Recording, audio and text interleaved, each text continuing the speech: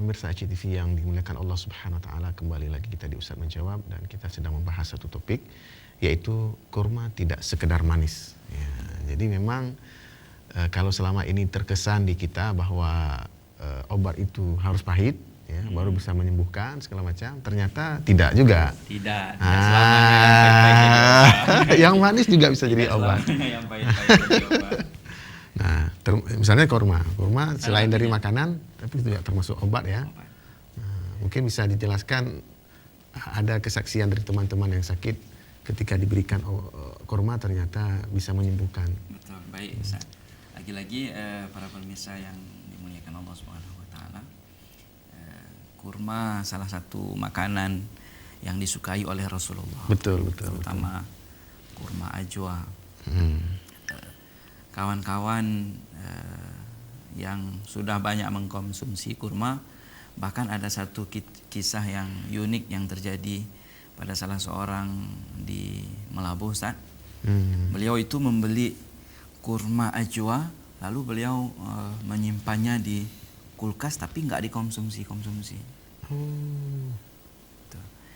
Lalu ada seorang kawan, seorang ustadz tanya ke kebetulan beliau ibu-ibu, lalu ditanya sama ustadz ini,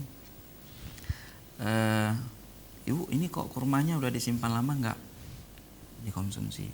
Oh, iya. Si ibu ini menjawabnya juga dengan landasan hadis yang beliau ketahui.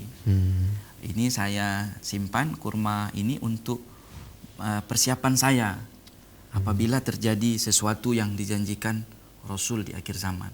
Kan salah satu penyakit yang akan menimpa kita akhir zaman, salah satunya kan penyakit sihir yang disampaikan Rasul. Betul. Dan salah satu penawar sihir itu memang salah satunya adalah kurma ajwa. Tapi dikonsumsinya juga teknis konsumsinya. Ada teknisnya juga. Teknisnya dia memang nggak boleh dikonsumsi genap. Wallahu alam.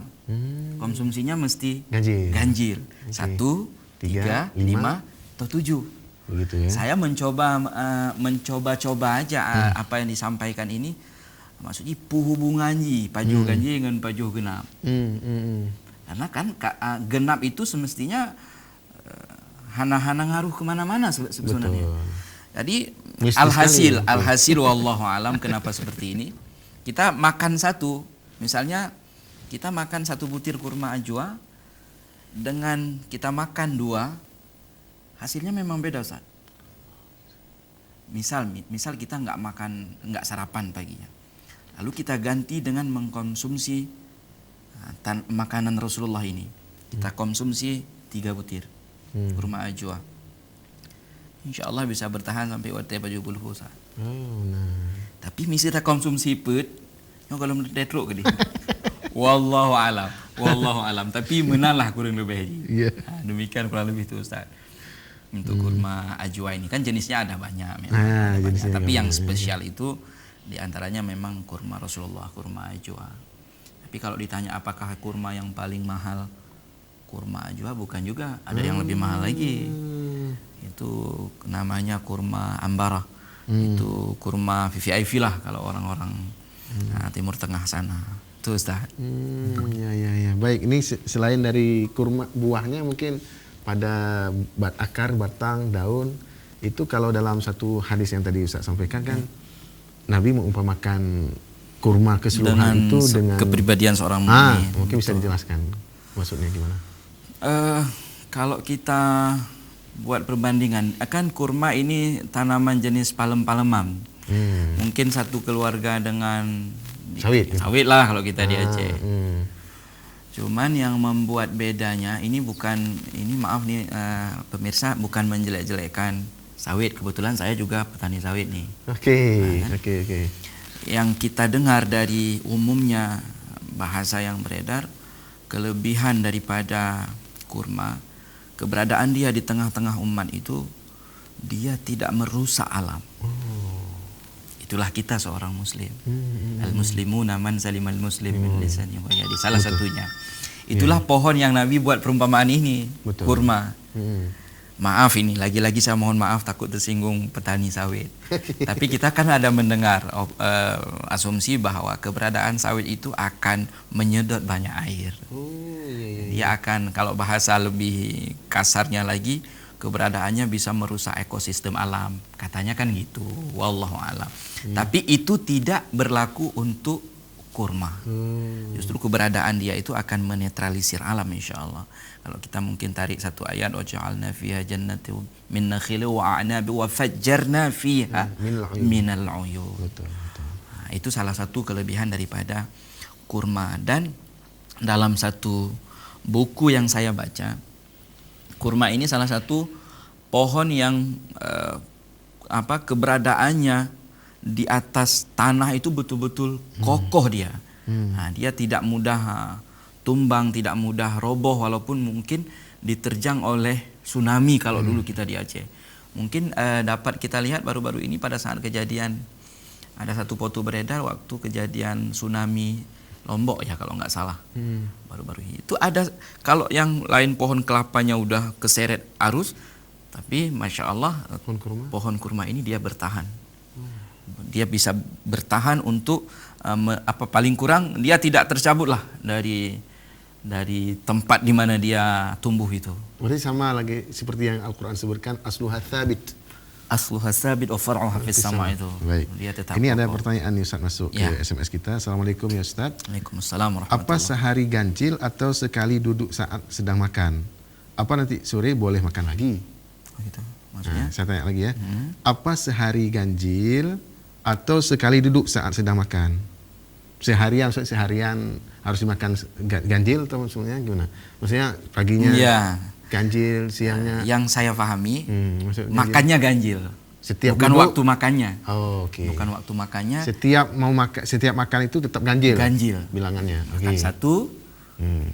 Kalau udah lanjut kedua berarti harus naik ketiga.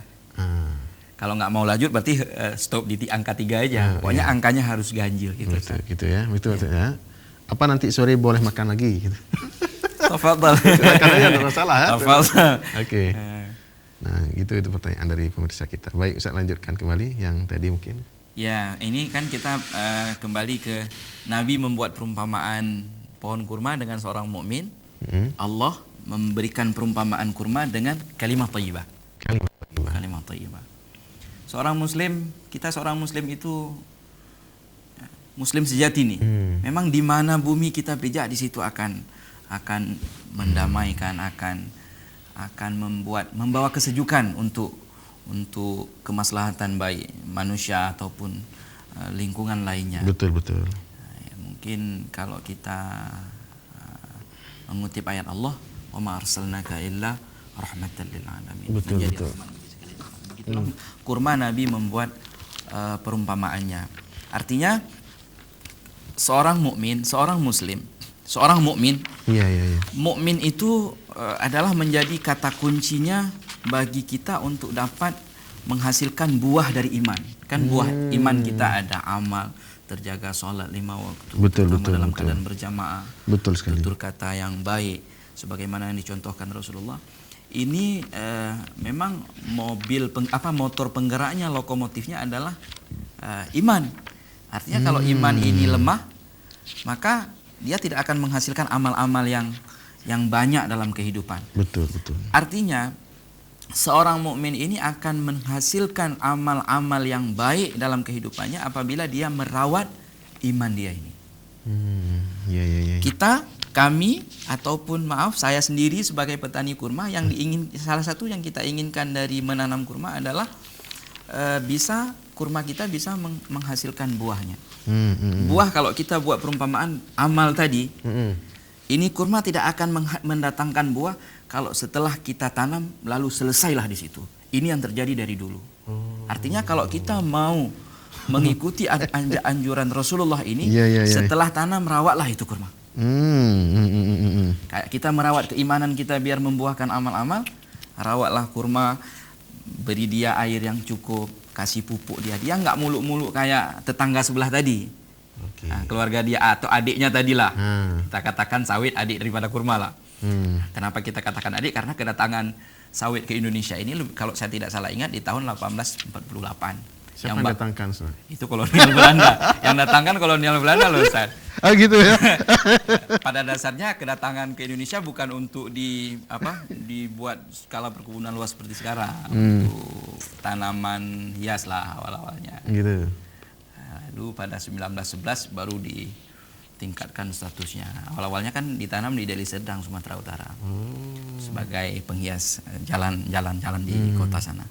Saya sering sampaikan ke kawan-kawan yang udah bergerak ke rumah, masa iya kita yang dibawa sama Belanda aja mau, yang dibawa Rasul kita nggak mau. Itulah kurang lebihnya. Artinya insya Allah kalau kita bagus merawat keimanan kita, para pemirsa yang dimuliakan Allah, maka akan menghasilkan banyak amal dalam kehidupan. Begitu juga pohon kurma yang Nabi buat sebagai perumpamaannya. Setelah kita tanam, kita berikan hak dia, kita rawat dia, kita beri pupuk dia, kita beri asupan air yang cukup, maka insya Allah lihatlah dalam 2-3 tahun dia akan menghasilkan buah insya Allah yang memberikan manfaat bagi kita, bagi lingkungan lainnya insya Allah. Baik, ini sedikit mungkin perlu dijelaskan juga, Ustaz, berkaitan dengan kisah Maryam itu ya, yang menggoyang pangkal pohon kurma ke arahnya itu. Wa huzzi ilaiki bijid'in nakhlah tusaqit alaiki rutaban janiyya, gitu kan. Jadi goyangkan pohon kurma ke arahmu, maka pohon kurma itu akan menjatuhkan buah rutab tadi. Ya, itu tapi rutab ini bahasanya rutab. Bahasanya rutab ya. Rutaban janiyya. Iya. Nah, mungkin Ustaz bisa jelaskan, padahal sebenarnya kalau wanita yang sedang hamil kan susah untuk bisa menggugurkan itu. Kan? Logika tidak dan bisa. Susah juga, buahnya kan susah jatuh itu ya. Kurma kalau rutab payah memang. Mungkin di sini kalau kurma secara umum, kalau tamar mudah juga jatuh. Kalau tamar jatuh, kan dia udah matang, udah hitam tuh. Jatuh nanti. Itu jatuh. Nah, itu kita goyang-goyang. Kalau nggak digoyang, jatuh sendiri mungkin misalnya. Kalau diterpa angin yang lumayan kencang mungkin jatuh juga. Gitu. Kalau rutab sepertinya enggak. Karena memang kuat. Cuman yang jadi soalnya ini memang banyak sekali yang harus kita kaji di ayat tadi, Ustaz. Baik. Karena pohon kurma kayaknya enggak cocok kalau dibilang goyang. Lagi ada kena gok bak tawit, kena gok sah. Enggak masuk di akal logikanya. Tapi Allah mau menyampaikan kepada kita pelajaran. Kan dunia ini negerinya asbab. Betul. Allah bisa saja menggugurkan buah rutab itu untuk Maryam tanpa harus digoyang-goyang pun akan jatuh. Betul Tapi yang namanya kita di bumi ini negerinya asbab, buat aja asbab sedikit aja. Walaupun tidak bergoyang, nanti Allah akan datangkan rezeki itu kepada Maryam. Betul. Kepada Maryam. Tapi nggak mesti usaha kita itu yang wajib Allah datangkan jalan keluarnya melalui usaha kita, enggak. Yang penting kita buat usaha. Allah mau datangkan, mau enggak itu kan hak Allah. Itu menjadi asbab aja mungkin. Dan kemudian diperintahkan makan, minum dan bersenang hati, jangan bersedih malah. Betul. Nah, orang-orang yang hamil diperintahkan supaya makan, minum dan jangan bersedih. Betul. Maka salah satu rutab tadi kan kita banyak nih impor rutab dari Sudan, dari Mesir, dari Aljazair, dari India juga. Itu salah satu manfaat rutab memang untuk kesuburan. Oh gitu. Nah, misalnya ada para pemirsa yang udah lama mungkin udah menikah tapi belum Allah karuniakan anak keturunan, mungkin salah satu bisa mencoba mengkonsumsi kurma muda ini. Kurma muda ini. Warnanya? Warnanya ada merah tadi, ada hijau, ada juga kuning. Cuman dengan rasa yang beda-beda juga. Kalau kuning tadi rasanya manis, renyah. Kalau merah agak sepat-sepat, klat-klat, jangan menan lah. Tapi tetap mangan Ustaz. Dan harga tetap mahal. Itu yang jadi masalahnya di kita. Karena orang kita udah kebiasaan beli kurma bulan Ramadan yang harganya 25.000. Iya, betul. Baik. Para pemirsa CTV yang dimakan Allah Subhanahu wa taala. Jadi memang permisalan yang disebut Al-Qur'an tentang kurma ini sangat indah, ya kan? Diibaratkan sebagaikan pohon yang baik, ya kan? Akarnya kuat, ya kan? Kemudian cabangnya menjulang gitu kan, ke langit, ya kan? Dan memang sebagai petani melihat langsung ya, bahwa memang dia menjulang, kayak tidak seperti pohon-pohon lain yang ke bawah misalnya. Kalau sawit kan menolak, tapi punya kurma memang menjulang. Kalau saya hari ini alhamdulillah Allah titipkan ada lebih kurang yang udah saya tanam 1 hektar lah Ustaz kan. Memang waktu kita ke kebun itu rasa bahagianya beda sama masuk kebun saya yang sebelah nih. Yang adiknya tadi. Yang adik beda. Lebih gede adik memang tadi. Memang lebih gede adik fisiknya. Tapi daya pikatnya itu betul-betul kuat di an-nakhlah nih, di kurma ini. Apalagi ini memang tanaman yang identik dengan kita Muslim. Apalagi di kitab suci kita penyebutannya 21 kali lebih secara spesifik. Yang tidak spesifik lagi di hadis lagi. Dan Masya Allah Ustaz, saat saya kemarin di kebun kurma Thailand, kan secara umum petani kurma Thailand itu maaf agamanya bukan agama Islam. Oh iya. Agamanya bukan agama Islam. Tapi mereka tahu. Jadi kurma tidak identik dengan Muslim ya? Gini loh Ustaz. Petani kurma di Thailand secara umum bukan beragama Islam. Termasuk petani kurma. Memang petani kurmanya. Memang bukan petani Muslim secara umum. Tapi Hmm. mereka tahu, para pemirsa mereka tahu kalau kurma ini identik dengan Muslim. Maka kalau nanti misalkan kita jalan-jalan ke Thailand, susah cari masjid, masuk aja ke kebun kurma. Mereka di situ menyiapkan tempat sholat karena mereka tahu kurma ini identik dengan Islam.